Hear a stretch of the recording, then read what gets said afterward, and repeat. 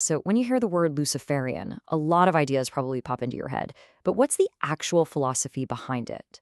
Today, we're going to try and set aside all that cultural baggage and just explore the core tenets of this philosophy, based completely on one specific guide.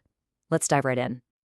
To really get a handle on these concepts, we're going straight to the source material, Apotheosis by Michael W. Ford. Everything, and I mean everything we're going to cover today is pulled directly from this text. It's our window into its specific definitions and its worldview.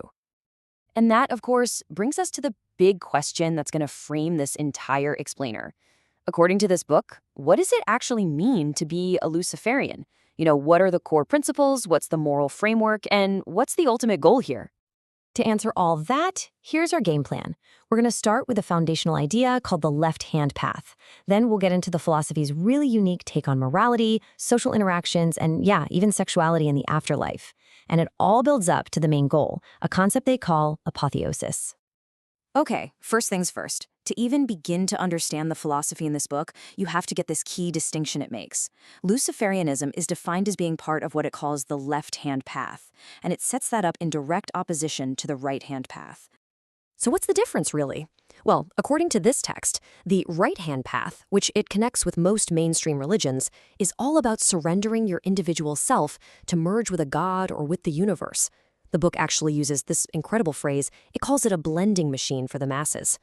The left-hand path, on the other hand, is the total opposite. It's fiercely individualistic. The goal isn't to blend in. It's to preserve and strengthen your own unique consciousness, to achieve your own awakening through your own strength and will.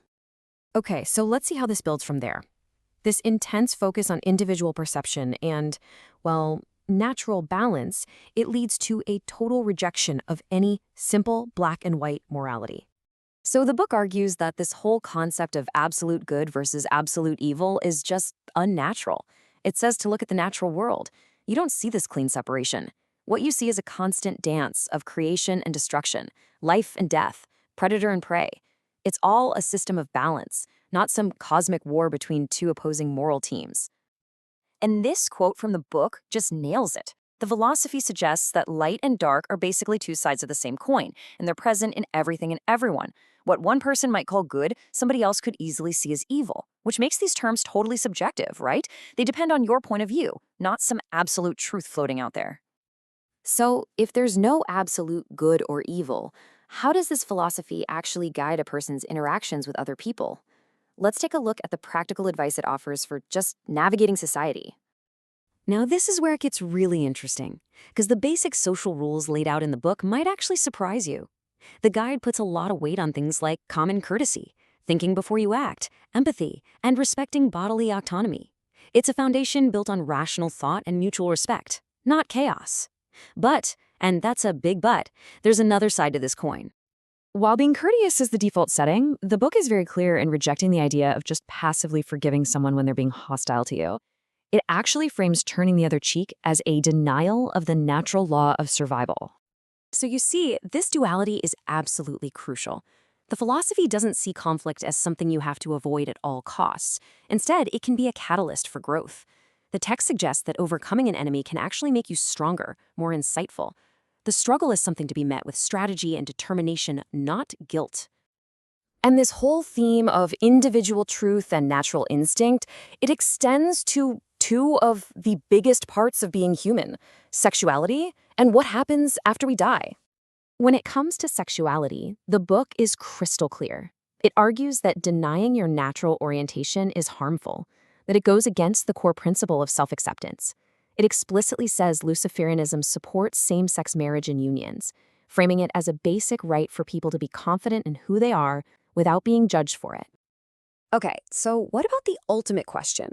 Does this philosophy have any answers about an afterlife? The book's take on this is pretty nuanced. It completely rejects the dogma of a literal heaven or hell. Now, the author does mention his own personal experiences with spirits, but he frames it as just that, his belief, not something you have to sign up for. The real message is for you, the individual, to question, to test, and to validate things for yourself instead of just accepting blind faith. The practical advice? Live your life as if your consciousness might survive death, because that's a powerful motivation to strengthen your mind and your will in this life. And this brings us to the final section, the ultimate purpose that really ties all of these ideas together, the concept of apotheosis. Apotheosis literally means to become a god. But, and this is a huge but, in the context of this philosophy, it does not mean becoming some all-powerful supernatural being. It's more like becoming the god of your own universe, which is your life. It's this continuous process of mastering yourself, taking full responsibility for your wins and your losses, and realizing your absolute maximum potential. So how do you get there? Well, the book lays out a really clear three-step framework. It's called the Triad of the Morning Star, and it all starts with liberation. The first step is liberation. This is all about identifying and breaking free from all those limiting beliefs, the social conditioning or religious dogma that's holding you back. It's about consciously taking control and taking accountability for your own path. The second step is illumination. So once you're liberated from all those old restrictions, you start actively seeking out knowledge, and then you apply it to achieve your goals. This isn't just about book smarts. It's about using what you learn to create real, tangible change in your life. And finally, the third step is apotheosis itself. But it's not like a finish line you cross. It's an ongoing state of being. By constantly applying the principles of liberation and illumination, the individual gets into this perpetual cycle of growth, self-improvement, and personal power. So to kind of wrap it all up, the central message of the philosophy presented in Apotheosis is one of radical self-empowerment. It's this idea that through the focused application of your will, your desire, and your belief, you are the ultimate creator of your own life's path.